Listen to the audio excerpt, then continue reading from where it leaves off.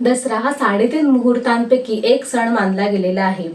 देवीने राक्षसाचा अंत केला म्हणून विजयोत्सव साजरा केला जातो. पांडवांचा अज्ञातवास संपला म्हणून आनंद साजरा केला जातो. दसरा साजरा का केला जातो याच्या ज्या कथा आहेत त्या प्रदेशानुसार वेगवेगळ्या सांगितल्या गेलेल्या आहेत. त्यानुसारच दसरा साजरा करण्याच्या ज्या पद्धती आहेत त्या प्रत्येक प्रदेशानुसार थोड्याफार ह्या वेगवेगळ्या आहेत. महाराष्ट्रामध्ये सोनं म्हणून आपट्याची पानं देण्याची प्रथा आहे. सोनं म्हणून आपट्याची पानं एकमेकांना वाटली जातात. म्हणूनच आजच्या व्हिडिओमध्ये आपण जाणून घेणार आहोत की दसऱ्याला सोनं म्हणून आपट्याची पानंच का दिली जातात. बरोबरने जे आपट्याचं झाड म्हणजे नक्की कोणतं झाड आहे हे आपण जाणून घेणार आहोत. तसंच तुमच्या घरामध्ये जर आपट्याची पानं असतील तर त्याचा तुम्ही काय पद्धतीने उपयोग करू शकता आणि याचं पर्यावरणाच्या दृष्टीने काय महत्त्व आहे ते देखील आपण जाणून घेणार आहोत. पण त्यासाठी व्हिडिओ शेवटपर्यंत नक्की बघा. नमस्कार, मी डॉक्टर स्वप्ना तुमचं सगळ्यांचं स्वागत करते आपल्या YouTube channel healthy living with doctor स्वप्नामध्ये. जर तुम्हाला आहार, आरोग्य, आयुर्वेद या विषयासंदर्भातले माहितीपूर्ण व्हिडिओ बघायला आवडत असतील तर चॅनलला आजच सबस्क्राईब करा. बेल आयकॉन दाबा म्हणजे मी व्हिडिओ अपलोड केला की त्याचं नोटिफिकेशन तुम्हाला हे मिळत राहील. दसऱ्याला सोनं म्हणून आपट्याची पानं का वाटतात याच्या खरं तर अनेक लोककथा किंवा पौराणिक कथा प्रचलित आहेत. पण त्यातली सगळ्यात जास्त जी सांगितली जाते ती म्हणजे रघुराजाची कथा. रघुराजा म्हणजेच प्रभू रामचंद्रांचे वंशज, ज्याच्यामुळेच रघुकुल हे नाव प्रसिद्धीला आलं. रघुराजा अत्यंत दानशूर म्हणून प्रसिद्ध होते. त्यांच्याच राज्यामध्ये कौत्स नावाचा एक ब्राह्मण पुत्र वरतंतु ऋषींकडे अध्यापन घेत होता. जेव्हा त्याचं शिक्षण पूर्ण झालं तेव्हा त्यांनी वरतंतु ऋषींकडे मी गुरुदक्षिणा म्हणून काय देऊ अशी विचारणा केली. वरतंतु ऋषीने मला गुरुदक्षिणा म्हणून काही नको असं त्याला सांगितलं. तरी देखील या ब्राह्मण पुत्राने वरतंतु ऋषींकडे मी गुरुदक्षिणा म्हणून काय देऊ असा तगादा त्यांच्याकडे लावला. अखेरीस कंटाळून वरतंतु ऋषींनी मी तुला 14 विद्या शिकवल्या तेव्हा तुम्हाला 14 कोटी सुवर्ण मुद्रा आणून दे असं त्याला सांगितलं. हे अर्थातच त्याला जमणार नाही हे त्यांना माहिती होतं, म्हणजे हा विषय सोडून देईल असं त्यांना वाटलं. परंतु हा ब्राह्मण पुत्र मात्र गेला रघुराजाकडे आणि त्याने दान म्हणून त्यांच्याकडे 14 कोटी सुवर्ण मुद्रा मागितल्या. रघुराजाकडे त्यावेळेला एवढ्या मुद्रा त्याच्याकडे देण्यासाठी नव्हत्या, म्हणून रघुराजाने दान देण्यासाठी म्हणून कुबेरावर युद्ध करायचं ठरवलं. धनाची देवता आहे कुबेर यांना जेव्हा समजलं की रघुराजा आपल्याशी युद्ध करणार आहे तेव्हा युद्ध टाळण्यासाठी कुबेराने रघुराजाच्या राज्यामध्येच अक्षरशः सुवर्ण मुद्रांचा पाऊस पाडला आणि हा पाऊस पाडला त्याने आपट्याच्या झाडावर.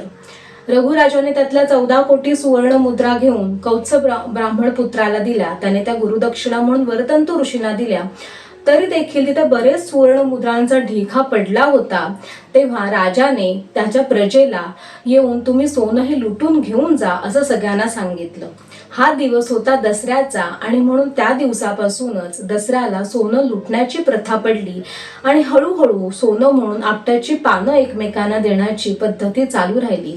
आज देखील आपण एकमेकांना आपट्याची पानं देतो, सोनं म्हणून वाटतो, मोठ्यांना देतो, त्यांचे आशीर्वाद आपण हे घेत असतो. पण हे आपट्याचं झाड म्हणजे नक्की कोणतं तर याला शास्त्रीय भाषेमध्ये बॉहनिया रेस्मोसा असं म्हटलं जातं. यालाच इंग्रजीमध्ये बिडी लीफ ट्री असं देखील म्हटलं जातं, कारण याची जी पानं आहेत ती बिडी बनवण्यासाठी त्यांचा वापर हा केला जातो. याची जी संस्कृत मधले जर नाव आपण जर बघितलं तर ह्याला श्वेतकांचन असं देखील म्हटलं जातं. याची 2 जोडलेली पानं आहेत म्हणून त्याला युग्मपत्र किंवा ट्विन लीफ ट्री असं देखील म्हटलं जातं. याला अश्मंतक हे देखील नाव आहे. याचं सोनं म्हणून वाटण्याची जी प्रथा चालू आहे त्याला काही अनेक संबंध देखील लावले गेलेले आहेत. त्यातलाच एक म्हणजे याचं नाव म्हणजेच अश्मंतक. अश्मंतक म्हणजेच काय तर दगडाला भेदून टाकणारा असं गावच्या ठिकाणी मानलं गेलेलं आहे की याची जी मुळं आहेत ती इतकी खोलवर जातात की खोलवरच्या दगडांना देखील भेदून टाकतात. याच्या मुळांचा जर खोलवर शोध घेत गेलं तर जमिनीखाली पुरलेला जो खजाना आहे किंवा त्या ठिकाणी असलेला जो खजाना आहे तो सापडला जातो असं देखील मानलं गेलेलं आहे. तसंच याची जी 2 जोडलेली पानं आहेत ती लक्ष्मीनारायणाचं प्रतीक मानली गेली आहेत. गृहस्थ जीवनामध्ये समृद्धी, समाधान, आनंद हे दोन्ही नांदू दे म्हणून आपण हे एकमेकांना वाटतो असं देखील काही ठिकाणी मानलं जातं. याचं जर आपण आयुर्वेदीय जर उपयोग बघितले तर ह्याचा जो रस आहे तो कषाय रस आहे, शीतवीर्याचा आहे आणि कटुविपाकाचा आहे आणि म्हणूनच हा कफपित्त दोषांचं शमन करणारा आहे, कमी करणारा आहे. ह्याचे उपयोग जर आपण बघितले तर दसरा हा साधारणतः ऑक्टोबर महिन्यामध्ये येतो आणि ऑक्टोबर महिन्यामध्ये आपल्याला सगळ्यात जास्त जाणवते ती म्हणजे ऑक्टोबर हीट. तर ह्याचा उपयोग आहे तो यासाठीच आपल्याला करता येतो. अनेकांना या वेळेला खूप जळजळ जाणवते, दाह जाणवतो, खूप घाम येतो किंवा लघवीच्या ठिकाणी दाह होणे किंवा जळजळ होणे या तक्रारी जाणवत असतात. तर त्यासाठी याच्या पानांचा रस किंवा याच्या पानांचा काढा आहे तो आपल्याला उपयोगाला येतो. कफपित्त दोषाचं क्षमन आहे तो हे करतो, म्हणूनच या काळासाठी हे आपल्याला खूप फायदेशीर आहे. दुसरा महत्त्वाचा फायदा आहे ते म्हणजे याचं नाव. ह्याचं नाव आहे अश्वंतक, म्हणजेच मगाशी सांगितल्याप्रमाणे दगडाला भेदून टाकणारं, आणि त्या दृष्टीनेच हे किडनी स्टोनमध्ये याचा खूप आपल्याला फायदा होतो आणि त्या दृष्टीने अगदी रिसर्च देखील झालेला आहे. याच्या पानांचा काढा किंवा याच्या पानांचा जो रस आहे तो नियमितपणे घेण्यामुळे किडनी स्टोन होण्यापासून आपल्याला वारंवारता जर जास्त असेल तर ती कमी करता येते किंवा किडनी स्टोन देखील कमी होतात. बरोबरीने युरिन आउटपुट वाढतो, म्हणजेच मूत्र प्रवृत्ती आहे ती आपली चांगली होते, सुधारते. पुढचा याचा फायदा आहे तो म्हणजे अँटी डायबेटिक प्रॉपर्टीज. याच्या जे प्रॉपर्टीज आहेत त्याच्यामध्ये शुगर कमी करण्याचे गुणधर्म याच्यामध्ये दिसून आलेले आहेत. म्हणूनच याचा पानांचा रस आहे तो नियमितपणे घेतल्यामुळे रक्तातील साखर आहे ती कमी झालेली दिसून येते. त्याबरोबरीने ज्याचा फायदा आहे तो म्हणजे हे लिपिड लेवल्स कमी करतात. म्हणजेच काय तर आपल्या जे शरीरातलं जे वाईट कोलेस्ट्रॉल आहे, बॅड कोलेस्ट्रॉल आहे ते कमी करण्यासाठी याचा फायदा होतो. शरीरातली चरबी कमी करण्यासाठी याचा फायदा होतो, पण त्यासाठी हे नियमितपणे घेणं हे गरजेचं आहे.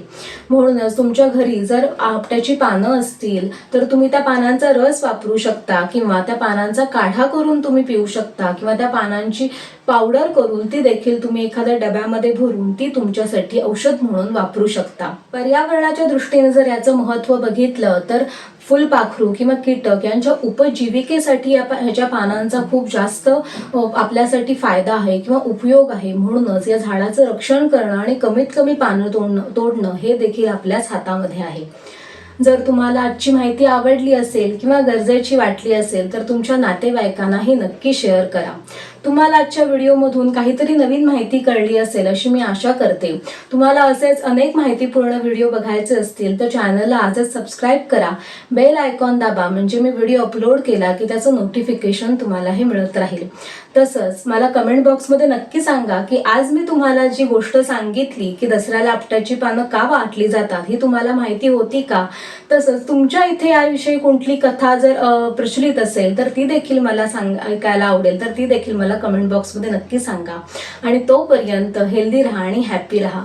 नमस्कार.